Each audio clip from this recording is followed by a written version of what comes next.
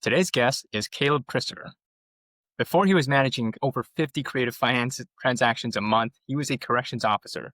And before that, he launched DOS Guard, the first insurance product for due on sale risk. He was analyzing cybersecurity threats. And most people see creative finance as sketchy or kind of guru like. But Caleb sees it as a risk management problem that nobody bothered to solve properly. Most people tell you that you need to be local to run a transaction business. Now, Caleb built this remote first company with teams in South Africa. Most people talk about values. And now Caleb built an operating system called Table that turns trust into a repeatable process. This conversation is about how thinking like an engineer instead of a promoter changes everything in real estate, business, and life. Caleb, welcome to the podcast. Thank you. And I just want to say, if anybody else gets the opportunity, the honor to be on your show, I've been on quite a few lately, and you are the most prepared on the pre-show conversation. So thank you. Great job. Appreciate the feedback and very excited. So we were just talking before we hit record how you have a lot of hot takes when it comes to real estate. And I do tend to agree because I think that a lot of people, especially in marketing, they sell a particular vision, right? When it comes to real estate, that's not what it is. I mean, you and I, like, we're doing real estate, we're investing in real estate, and we're showing what it is. What are you seeing out there? I don't know, just like misconceptions or things that are said and wrong. What I didn't like was the disconnect between vision casting, which is important. It's very important to vision cast because nobody would take action without those visionary leaders doing that. And I, as a business owner, I have to do a pretty good job of that too. And it's a struggle sometimes, but you have to constantly recast your vision and make sure they're aligned with it. So that's an extremely valuable component. But when it's not paired up with that, it's kind of like Rocket Fuel, the book about the visionary and the integrator. When that visionary, usually a guru, no. When that visionary is not paired with a integrator to follow behind, then the visionary is just a guru. And where they make these positive claims, they only focus on progress and positivity, to what I call toxic positivity, where there's no bad ever. We only focus on what's good all the time. And I'm like, yeah, but real life still hits people over here. And you need to come in and like provide guidance and systems and other things, because what you're doing is great, but it not by itself. Definitely. And I think in that regard, being a business owner is so valuable. I think being a business owner, entrepreneur, it's one of the most rewarding journeys that you can go on because, like, I mean, initially, like me as a person, like I'm a people pleaser. I like to say positive things. I don't like to, make enemies, things like that. But in business, like, hey, if you don't say this, if they don't know that they're doing something wrong, like, guess what? Your business is going down with that. So Yeah. you better step up. Yeah.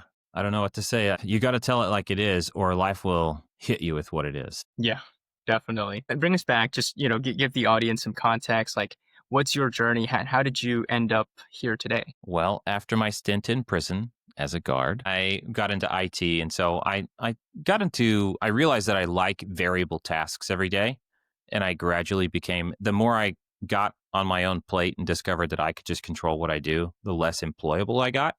Now, I was a good employee working with people because I have a duty to the people who I provide for or who provide for me. And so that works out. But I progressively more unemployable to the point where I was like, hey, this is what I plan on doing. I'm collaborative with bosses. This is what I plan on doing. I just want to let you know ahead of time. So I'm going to strike out on my own. I have been training interns and things like that. So I replaced myself in my IT job. I got a bachelor's in cybersecurity and risk management. And so I like the variability of IT administration. I like the risk assessment modeling with cybersecurity because it's like, think outside the box. Yes, you're supposed to do this, but what else can you make it do? And I love that sort of thinking. And so, and then I got the real estate bug when I read Rich Dad, Poor Dad. And I was like, ooh, discovered creative finance and built a whole business around it once I started seeing the problem. You drop me in any job though, I'm going to engineer a solution to a problem people have had for 17 years. And I'd be like, why don't you just do it this way? And it's offensive to some people that I just step in and I'm like, why don't you just do this? And it's the solution the whole time. And I feel bad sometimes, but it's almost always a significant improvement. I think, yeah, when it comes to jobs and stuff, like people just like to do things the way it's done because to them, it's almost like there's no win scenario that they could suggest a new idea and like get rewarded for it. Because like I mean, yeah, if you run your own business and you have some novel way of doing something, yeah, you capture the value. You get money, you get something. But versus like at your job, like great, here's I don't know. I worked at a job and I was optimizing their IT department. It was a 200-person company, national, with like 17 offices, 14, something like that, around the country. I was the only IT guy. I consolidated, optimized systems and processes because that was fun and it was productive. It was in line with my duties to the tune of over $50,000 a year in savings for this $10 million company. Pretty good, right? Justified my entire salary at the time, more than. And then it came time for raises, and I asked for a raise based on my effectiveness and ideas that I had contributed in actual savings. And they said, well, we've had a down year, though, and we don't want to set a precedent of giving a raise to somebody when we're not giving them to anybody else. And I said, what if I could resell software that the company already buys? And the boss was like, interesting. It wouldn't cost you a dime more. It just bills through me, and I get to keep what normally goes to a reseller as my raise. He said, yeah, go do it. And so that's been since like 2017, I've been receiving like $400 a month on software resale to a company that I no longer work for. But I'm good friends with those people. But that's my creative roots before I got even into real estate. Mm, yeah. I think it's getting close to the value. I think, how you think through things is like, hey, look, I'm building like X dollars of value to a company. Like they should see this, right? But sometimes like companies, they're just like too clunky. They have these systems, like they don't allow it. But yeah, I mean, it's good that this owner recognized it and that you think that way too. Yeah. So it was I don't know. I can't take credit necessarily because he was the deciding factor, but we were on good terms and it was fantastic. So I love that relationship and I appreciate the guy. Nice. And how did that sort of lead you into real estate, creative financing, and this world?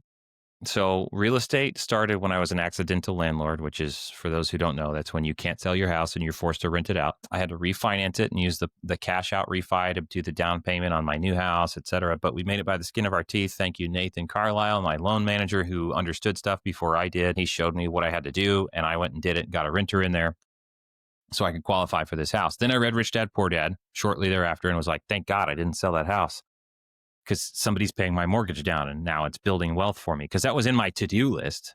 I'll start buying houses, because obviously, why wouldn't you want to start buying houses at some point? It's a great retirement plan. Do you buy real estate and wait? Don't wait and buy real estate, you know? So then I discovered Bigger Pockets, listened to the whole podcast, started saving from my cybersecurity job, bought a flip house, and then heard about creative finance and taking over loans subject to, watched all of YouTube that I could about it, joined a mentorship, learned the how to make it happen. And then I had to figure out the how to do it right. How to get into a deal was what everybody can teach. How to work the deal from the other side, all the what if answers. I'm the guy that I need to know that stuff, and nobody else could answer it. And so I built what wasn't there for me by starting a company I call Creative TC. Do you have a knowledge bank or something that you keep on lessons that you learn throughout, or how do you like synthesize Ooh, everything? I wish I did a better job of that.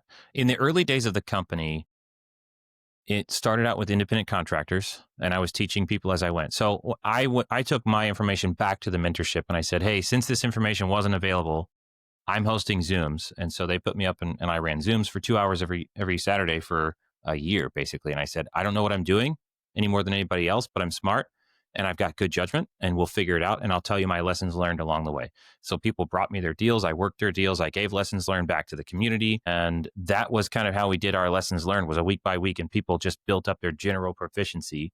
And so I started out with independent contractors. I knew that I wanted to get away from independent contractors and go to employees whenever I could. I made that move fairly early, lost a couple of good relationships. We're still friends, but it's like we don't work together anymore because people who join a mentorship are entrepreneur minded, right? They want to be their own business. And so I would discourage anyone who's in a mentorship with other people from hiring your peers because they're learning to leave. Very often they're learning to leave. There are some exceptions where you can partner up, but employees rarely work out from within a mentorship. And for me, Proverbs 22:1 talks about a name is to be valued more than silver or gold or precious anything else. And so I don't want a relationship to go south, whether it's my fault or not, which it won't be, by the way, and somebody to have a reason to badmouth me inside of a community where I'm a leader. I'm a recognized leader. I don't want any excuse for somebody to attack my name in that group. And so you don't lend if you don't lend with friends and family, same sort of thing. I'm not going to employ somebody inside that group as a rule of thumb. Yeah. I think it is a good rule of thumb just to be careful of your name. Not so much be careful, but just like, protect it and like be a good Protective. person and like the world is abundant kind of thing. Cause like, I mean, like maybe in like the 1970s, like, yeah, sure. Like, you could do that. But like nowadays, internet's everywhere. And like, I mean, social media, right? Like the internet makes permanent. I think that's the key is that like what you say and people's opinion on you will tend to stay around for much longer than you like. Yeah, that's right. And it spreads too quickly and you can't control it. And so it's just not worth it to me to do that. I can be friends with anybody at arm's length. You know what I mean? There you go. So tell us about your company. What does it specialize in? And where are you right now with it? So Creative TC, company number one, is 3.5 years old. It hasn't reached $1 million in revenue yet. As a consulting firm, boutique consulting firm for a weird niche of real estate, it's very difficult to scale. The knowledge level and the intelligence level of people to serve to my standards is really high. And a lot of these people could work somewhere else for better pay, hence hiring in South Africa. It's remote work. They don't have to drive. They get to stay home with their families. It's an evening shift job for them. They've got a good hustle culture. I wasn't looking to build a multinational team, more like just an international team. And so I've got a mix of US and South African employees, and it's running pretty smooth. But I still find myself, if I can be brutally honest, I still find myself questioning, is this a business? Can it make enough money to support everybody and grow and like take us somewhere? And I feel like it's treading water. So, employees, if you're listening, you do have a stable job. Treading water is stable. This is my visionary brain. Like, how big can we go? We can't go very big, but we're steady. Okay, so calm down. I love you. I take my duty to you guys very seriously. I think that's the kind of like Visionary, behind the scenes. Well, no, it I is. mean, I think this is Visionary very, talk is dangerous around employees, though, to be honest. of course. But I do think that, there's some behind the scenes or like behind the curtain things that like people don't talk about. That's completely real. Like payroll. It doesn't matter if you're, $1 million company, like $10 million company, like your accounts payable is huge. And payroll is something that is always going to be like, all right, how do I figure this out? And like for the most part, like the entrepreneur sort of like steps up and like figures it out. So Yeah. everyone's good. Well, and so finding those people who can also, you can just drop something on their plate and say, I don't know the solution. Here's my intent. Can you make it happen as close as possible? Those Mhm. are very precious people, and you have to serve them and protect them, and you owe so much to them. Otherwise, it all falls back to you. Those are, Yeah. you can't overestimate the value of such a person. And how do you find them or train them up? Pray. You pray to find them. That's literally when I need the next person. That's what I've prayed for, and it has happened 5 times or more. Like, I can hire anybody, but there's a specific role I need to get to the next level or to maintain where we're at so I can start growing in a different area. I don't have a solution. Marketing at all times, right? A name is worth more than silver or gold, but having a good name goes a long way. People look you up and they creep on you and they check out all your profiles, and you better be consistent across all platforms. If you're going to post racist jokes on one, post them everywhere. You know what I mean? But I'm saying you need to be consistent Yeah. and your values need to be apparent. If you are an entrepreneur, whether it's an investor, a customer, or an employee, they're buying in some fashion to you. And you better Mm, sell some good character. definitely. I think just even me like posting like podcasts and posting on social media, like people do reach out and like it's generally better than like the cold outreach. Like if you have Yeah. no brand, if you're not like present at Yeah. all, like how do they know what to expect from you? Right. I think it's a two-way street. And like for what you're putting out there, it helps people get to know you better without you spending one-on-one time with that. Yeah. The one to many format is way more efficient than the one to one. So social media is definitely one of those ways to build reputation, attract the people you want, repel the people you don't want. You can save a lot of time with people that don't align with your values. Also, if you're trying to get on podcasts, having a strong opinion about something, people generally like that because they can take it or leave it, but at least it's a worthwhile discussion. or it's an interesting discussion to hear something like, hey, that dude was crazy by the time we're done, but he really believed it. And that was fun to watch. So having some strong opinions does help divide people who want to go with you. And it's okay to cut off people who don't want to be around you. And if you can get them to trim their own selves off of your followership, then thumbs up. It's efficient. Yeah. Something interesting that reminded me of is that people are allowed to change their minds. Like even if like have a really hot take on something or something, but like, hey, look, we're iterating beings. Like, we'll learn things, and when we learn like we're not right, we can change it. But people seem to think like you said that one thing that one time. Yeah. And how many times have you understood a concept and been like, cool, got it. And then 6 months later been like, oh, yeah, I mean, I got it at the time, but it is way deeper than that. I had no idea the depth of this thing. Like saying no to stuff. I knew I was supposed to say no to stuff that wasn't on mission for me. And I generally did. But the level of saying no so that I could focus purely on the progress that I needed to do for my business, my family, my employees. The level of no you have to give is so much higher than you want to take on when you first learn about it. Mm. Speaking of that, how has your ability to say no evolved through time as you build your business? I still feel bad telling people no, especially, because you build a reputation of people, you get fanboys and fangirls or whatever. I love it. And I love all those people, but then they've got a project and I'm like, uh-oh, because I got to let them down soft because their project, I'm going this direction. Their project is over here. And I'm like, I have this thing. I can help you in this lane. And that's all I can do. I would love to work with you. I really would. I would love to work with everybody, but I can't. So if it doesn't fit this box, I can't help you. And in terms of your business, how has it helped you? You just keep focused. Like when do you consider new ideas or new approaches to do things versus like when is it like, okay, I have to hunker down, I have to do more of what's working? I have management team meetings twice a week. Just as a touch base, I've gotten less and less involved. So that's in my first company. I am relatively hands off. Very little, except I've got social media, but I've got a social media guy with like, this is recording on my computer. And if I got a hot take, then my social media guy is going to cut it and post it. I won't even know about it at this point. So it's pretty incredible to be building a system of people around me who catch the vision and can just start executing while I'm focused on, I'm getting text messages and I'm like, you got to call my team. I'm on podcast, you guys, leave me alone. Where was I going with this? It's so these management meetings, progressively, I'm getting more and more hands off, but realizing I have to, and I'm moving away from visionary talk in those meetings because I do have tons of ideas and I have to say no to ideas to myself before I even share them with the people. Because as a visionary, if you're that visionary leader person and you're constantly talking about ideas, but your people are trying to sustain, you're just beaming out instability to these people. This way, that way. What do we stick with? What do we leave alone? How can I say no to the founder when he wants to do something? I have to do a better job of not confusing them by talking about these one-off offshoot ideas. And it's torture for me to not be able to talk about that stuff, but it's critical to get in a room with someone like yourself who can just dream it up and then never do anything about it, because I have to burn off that mental energy. I have to burn those wicks and fuses so that I'm not distracted anymore and I can focus on what I really got to do.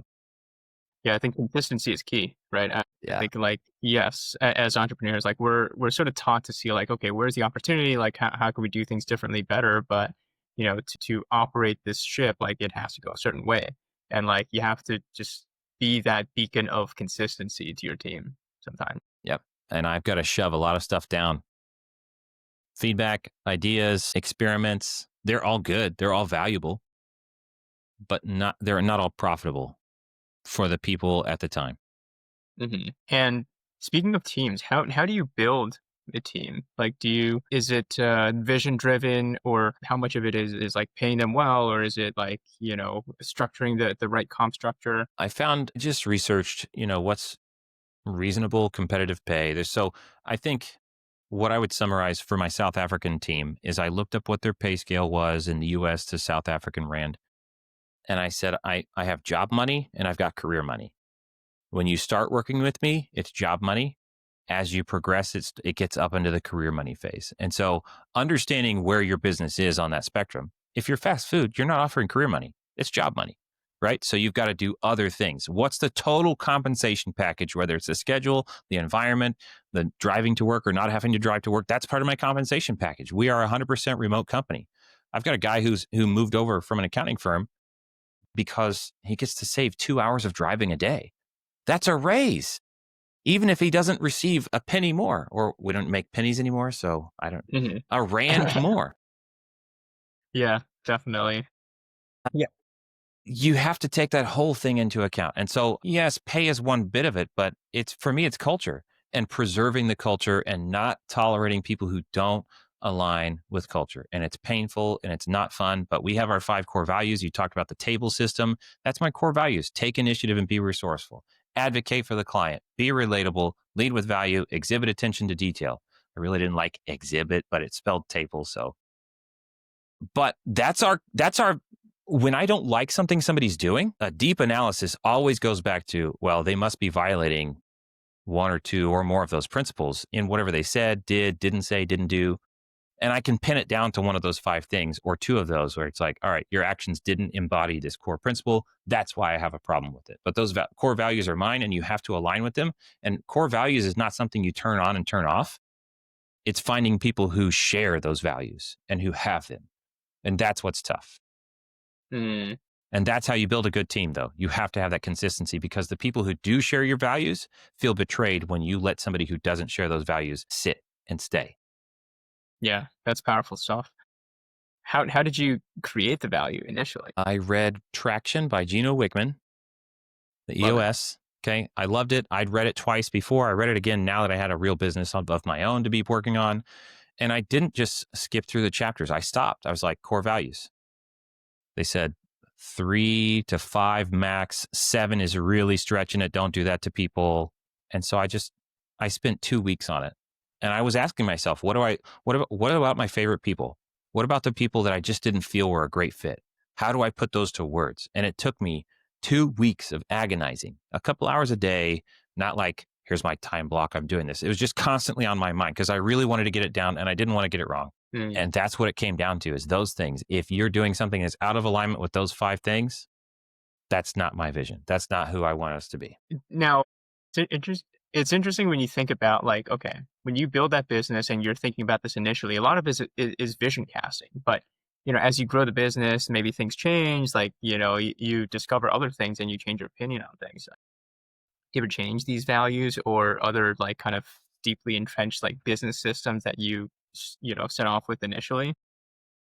I don't get stuck. I think there's always a better way. And so I don't get stuck and I'm open to feedback all the time. Again, that presents instability to people. And so I have to turn some of that off and just pick and stick sometimes. A lot of times I like to say, hey, this is how we do it, but you could also do it this way and this way and this way. Because I'm a consultant. So I'm like, have all the information and make your own decision. As a boss, that's not the best way to run things. Mm-hmm. So I'm very open to changes of systems. I've also seen people chase features rather than just get work done. And so when they switch CRMs or pursue a software deployment because it's got this other feature, switching phone systems, stop, just quit. Just do the work with what you've got, get it done efficient, get good at what you do. And if there's a real good excuse to be changing systems, true excuse, because you're going to lose productivity, you're going to increase costs, you're going to have double systems for a while. It's going to take 3 times as you thought, longer than you thought to do the systems transition. And when you get there, you're going to find some features that you're used to over here that are missing now. And the one thing you're gaining is not worth the 2 or 3. It's just be very slow to change systems is what I'm saying. But don't be so anchored that you're unwilling to. Totally, totally. I definitely feel you on that. I mean, for me, like growing the business and stuff, like you're coming to find new things, especially when it comes to AI, right? Like every time you blink your eye, there's like a new revolutionary tool that just changes everything, and you're like, okay, is this worth it? Is that the right solution, right? And then like you as a leader, you have to like test it out. You have to like go through a long time to test. And you're like, okay, maybe let's do it. I mean, like it might not be the right call either, but you have to just like change sometimes, right? Do you have like a framework on like how you bring in new ideas or like new system softwares to the business? Again, since my team is very consultative and they're very smart, when we bring them on, I tell them, you're here because you're smart. You're here because it looks like you share our values. And so when we employ you, we expect you to use good judgment. We're hiring your judgment, not just your labor. So if you see a better option for something, let's talk about it. If you have a question, talk to a senior, but largely you have broad decision-making authority with regard to how you interact with a customer, et cetera. We've got our framework, our guides, basically. These are our values, but most of the stuff at company number one is values driven, which is very hard to scale. Mm. That's what I've run into. It's very hard to scale that business. It's a very solid business. I love the people there. They love working there. It's a great environment. But if I'm looking at how do I run this to a $10 million a year business, that's not the one. Which is Mm. why I've started a title company. And like I told you right at the beginning of our show notes, I recently raised capital for that. That taught me a lot about vision casting, man. Mm. So tell us about that. Tell us about this new company. I tend to be one of those perfection guys. Like I'll design something to perfection in a vacuum before I deploy it, which don't do that, right? Go test stuff. But I leverage that to do my pro forma and my business plan. And the title industry is something I'm very familiar with. My team interacts with title. I looked at purchasing title companies for a while. And so my numbers weren't just being pulled out of my butt. And I went through partnership analyses with people, and a couple of partnerships didn't work out. I made offers on 6 title companies, and I'm like, listen, I'm going to do this one way or another, with or without partners. So I just got the LLC started under the licensing and getting it going. And I underwrote it twice, once with funding, once without. It works either way. It's a business I'm starting. I'm going to do this. Then I was like, this is an opportunity for other people to participate. It's also an opportunity for me to hold myself very much more accountable, because Caleb cheats on Caleb. Caleb doesn't cheat on other people, right? If I set a time block to do something, I rarely honor it. Just being honest, there's Same. always something that comes up. But if I have an appointment with you, I'm going to show up. If I have a deadline or a checklist that results in something that I made a promise to you about, I show up and I do it. So having investors gives me that you need to set yourself in an environment where you're geared for success. And for me, I know that's where other people are relying on me to honor my word, because I value my word to other people. And so I'll bend over backwards to make sure I get to keep my word. So that's the environment I needed to set up.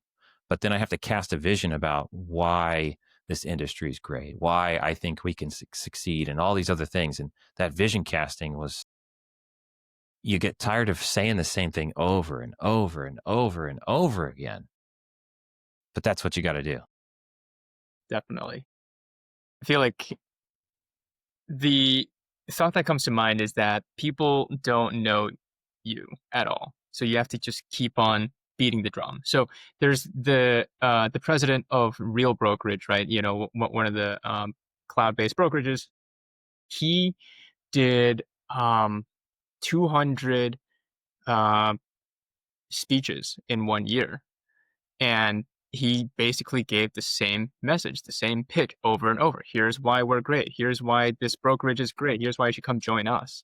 And like, you know, Man, other people are like, oh, you know, I was on a stage once a month. I'm doing a lot, right? But no, you need volume. yeah, it was painful. I just felt like, here I go again, saying the same thing. I got really good at saying it, you know. Yeah. But that's also better than trying to say something different every single time. I would say this, if I could distill all that down to one thing, whether you're giving presentations or casting a vision, if you're saying something different consistently, it's for you, because it's what's entertaining to you, rather than being for the audience or being for your investors or whoever. You've got to pick and stick and really push one thing. And saying no, like we talked about earlier, includes saying no to myself about, yeah, but I want to build a presentation about this new other fun thing. Stop. Go do what you need to do. What's closest to the money? What's casting consistency of vision to the people that you need interaction with? Definitely. And, you know, I was going to say it would be nice if we had like a robot that could just, you know, we can just go on autopilot and like, you know, this thing will give the pitch for us and we didn't have to say the same pitch over and over again. I did find that hosting a video helps too, because then people can watch it on demand. But on my webpage, if you send an email, they don't do it. If they're interested, you make it available on the spot. Mm-hmm.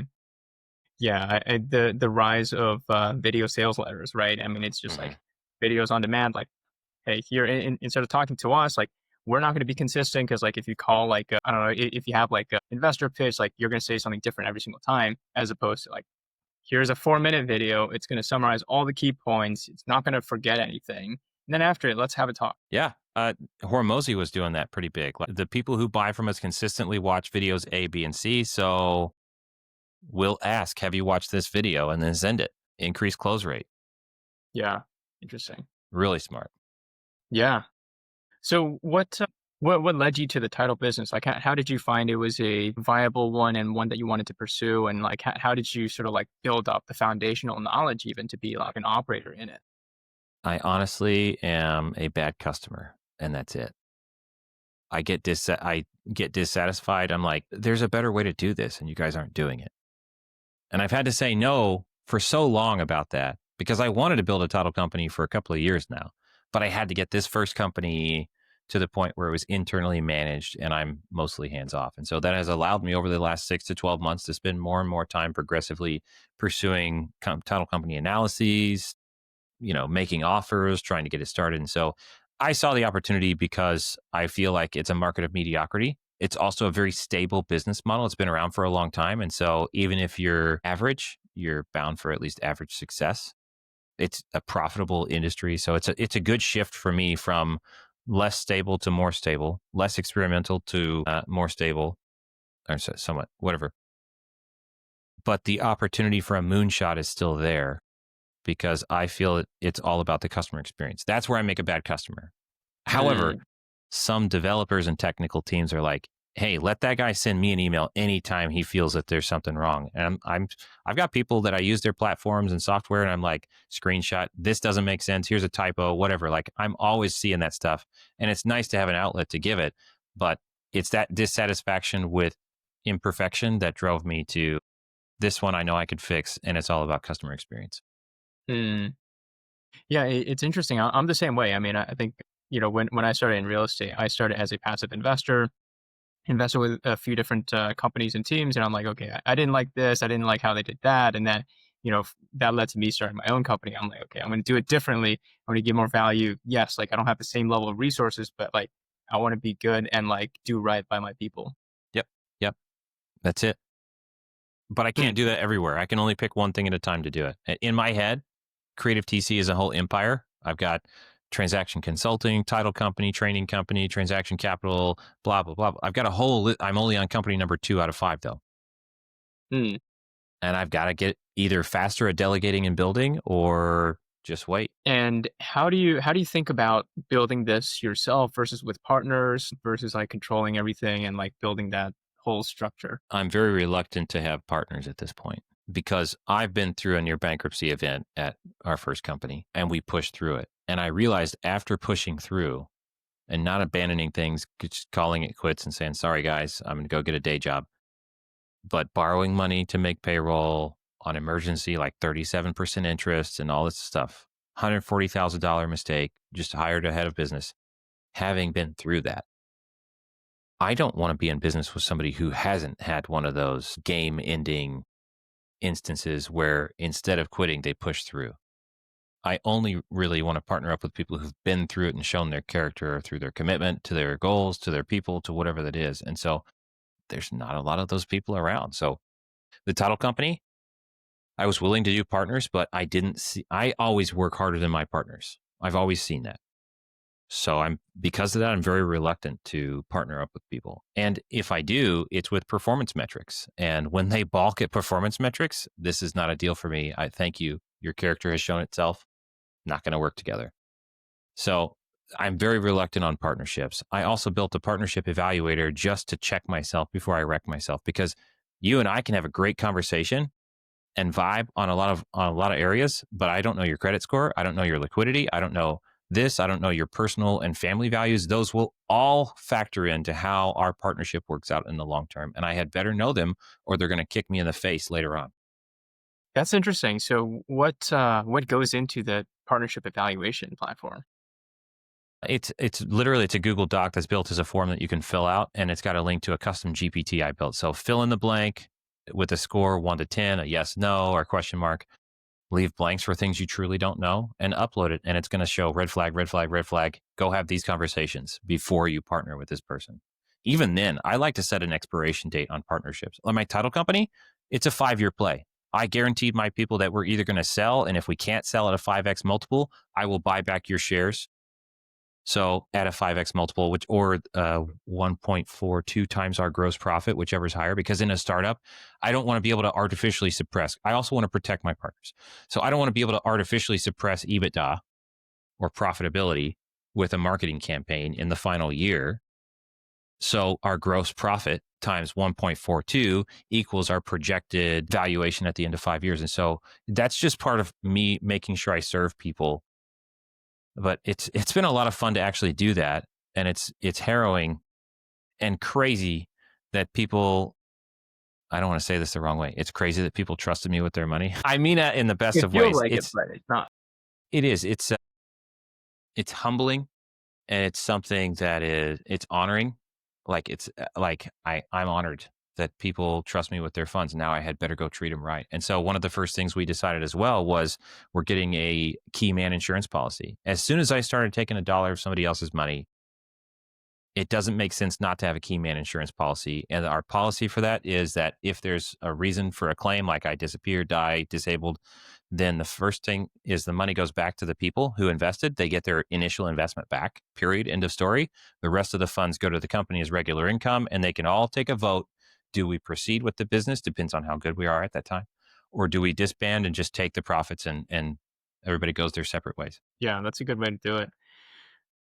I mean, it seems like you have a lot of experience, or at least thought a lot about like how to structure just incentive structures, and then also like how to put in like fail safes.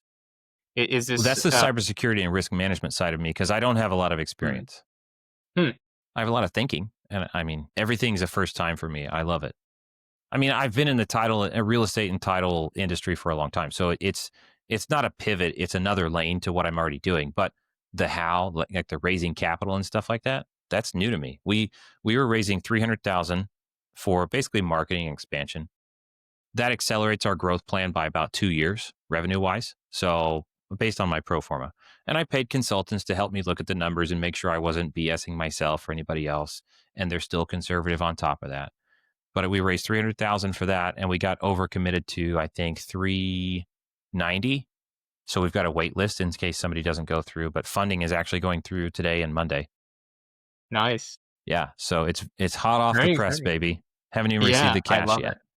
I love it. I love it. Would love to, have another conversation with you in like 6 months or a year, see how things are going with that. So when it comes to your cybersecurity background, I mean, I think fundamentally these are just wrappers for the core questions and experiences that we ask ourselves, right? Cybersecurity like probably taught you to think in a certain way, think in a certain framework. What are like the core questions for yourself that you're always asking About what? I need some more context. for like business, right? When you're thinking about making like incentive structures, when you're thinking about risk mitigation, like what do you think? I try to put myself in the shoes of the other person. I'm not a win-lose negotiator. Some people, and they have their place, right? So I'm not knocking anybody who's got a different negotiation style. I'm a very win-win negotiator, which means I don't come out on top. And I would rather lose money than have a mark against my name. And so I just look at what would it be like to be that person. And I constantly ask my team, like, is our salary I don't need to be like top competitive range because we have other benefits, but are we in a reasonable range of salaries for what we offer? And so I'm always looking for that feedback to make sure I'm in line with things. Mhm. That's fair. Well, no, I mean, this has been an interesting conversation so far, and I love how we sort of had this exploration. Couple more questions actually. So, what was like the best piece of advice that you've gotten from a mentor or just from somebody? Paul Lawrence, one of my old bosses, said, Caleb, if I have to come ask you a question, you've probably already failed to deliver the information to me. And so that, in short, that's it. If I have to ask a question, you probably already failed to communicate effectively. I took it very well. I appreciated that. I'm like, thank you, Paul. Let me go ponder that. And so that's been a principle on my team as well, because we're customer facing. If a customer has to ask you a question, or anybody, then you've already failed to communicate. Just take that as the assumption. It may not be true, but most times, if I need to work with you, Leo, then I need to find out, do you like text updates, email updates, phone calls? How often? so that I can serve you if my job is customer service. That's the ongoing expectations management. So it combines with project management principles and all that. But in one line, if I have to ask you a question, you already failed to communicate with me. I love it. So before I ask the final question, how can people get in touch with you? How can we as the audience, help you in your journey? I try to make it all in one spot. That's going to be calebchristopher.io. And I've got a newsletter there. I'm anti-guru, so I post profits and losses. I'll explain why I'm losing money. Sometimes I've got 2 rentals sitting vacant and I've been too busy working on the business to work on getting this unit tenanted. And, so whatever the real life story is, you get. And I try to keep it punchy once a month. And that also is where I publish investment opportunities. So if people are looking to work with me, they need to be on that list because that's where they'll see, hey, we're starting a title company in another state. If you want to jump on board, great. Or we're going to do a co-living facility in this state over here. That's where you can find that. My Instagram, all my businesses are on there. So if you want to see everything we touch and do, that one spot, calebchristopher. Love it. So Thanks. what's one thing that you know very well that other people should know? If you're watching, he's been editing out 7 minutes of me just staring at the camera thinking. No, I think thinking is good. I'll do an aside is I think the consultants that I meet, they're actually comfortable with silence. And like when you, because like, I think people are too used to like going back and forth and like there's no silence, but like silence actually helps because like these things don't process instantaneously. Like you need to think, right? GPT, thinking for a longer answer, right? 45 seconds later. Yeah. Well, I think I've got 2 of them. One of them is about doing real estate deals. It should be obvious, but it's not. It's really cool to do a deal with $0 out of pocket. It is unethical to do a deal with $0 in your pocket. So process that one, chew on that one, go listen to that. Again, you guys just think about it because you have to have emergency funds and stuff like that. That's one. And the second one is about AI. It is an amplifier. It can amplify smart or stupid, but all it does is amplify. You've got to be able to fact check it and call BS and tune it. Very well said. So final question for you, Caleb. For the next podcast guest, what question would you like to ask? What gives you the right to, how do I word this? I want it to be like a controversial way to put the question out there. Yeah. Help me fine tune this. Basically, what gives you the right to do what you do or have people work for you? Is it mostly entrepreneurs, right? Mm-hmm. What gives you the right to tell other people how to do your business or the business you're in? I don't know. Yeah. I want to fine tune this concept. Yeah. What? If I was interviewing somebody, the answer I would look. That's another angle of it. My approach would be to ask it in a way that's like a little bit like puts them off balance because I want to see, do they have the confidence that, my vision, because I've got a good vision and I do better than most people at this thing. So what gives you the right to run the business that you run? This is something I would spend 2 weeks on to get the question fine tuned. If I think of it later, I'll email you. Please do. It's not to put you on the spot, but no, that is a good question. I think it tests for people's conviction, and then also it's just explaining like, okay, so like why, right? I mean, things just happen, but we don't think about why. Okay, all right. So how about this? For me, my first company pays the bills, right? It's not. That's why I'm always asking: is it a real business? Does it take us anywhere? And it's a foundation, but it's not. It's not a rocket ship. So, but if you've got somebody who's making a significant amount of money, ask what gives you the right to keep the amount of income you keep when you've got other partners or employees. Yeah, justify your keep. All That's right. going to be